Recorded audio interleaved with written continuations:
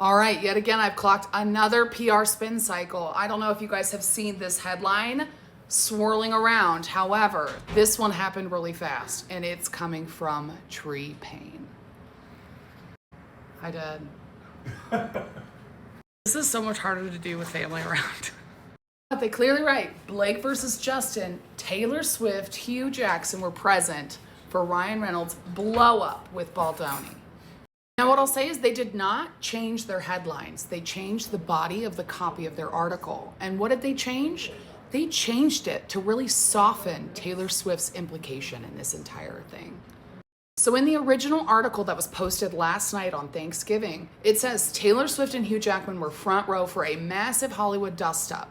New court docs show that they were right there where Ryan Reynolds unleashed on Justin Baldoni during a heated confrontation over Blake Lively.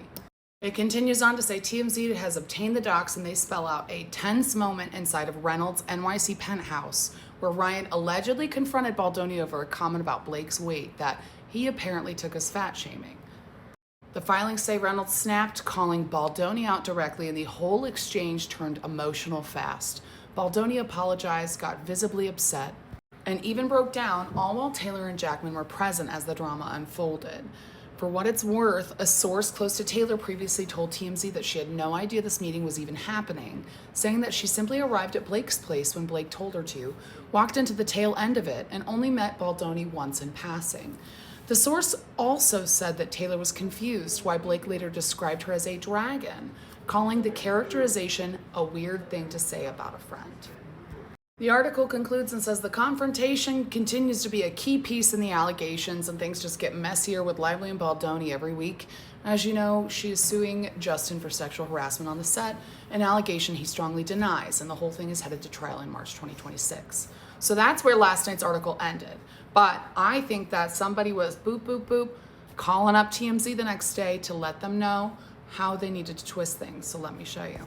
The new version put out today, there's just one change, and let me show you what it says.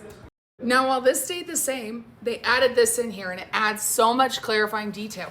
The source went on to say that Justin was about to leave after a 2-hour meeting as Taylor walked in, and she was introduced to him for the first and only time. We're told that Taylor said to Justin was how excited she was to see the movie because he was her friend's boss. Clearly, along the same Tree Paine Taylor Swift vibes, she's not involved. She was only there for 2 hours. She wasn't front row. That was the first and only time that she had ever met him. And all she said was she was excited to see his movie because he was her friend's boss. So that's legally distancing information. It's not PR fluff. It's something to help walk it back and trying to keep Taylor out of this whole narrative.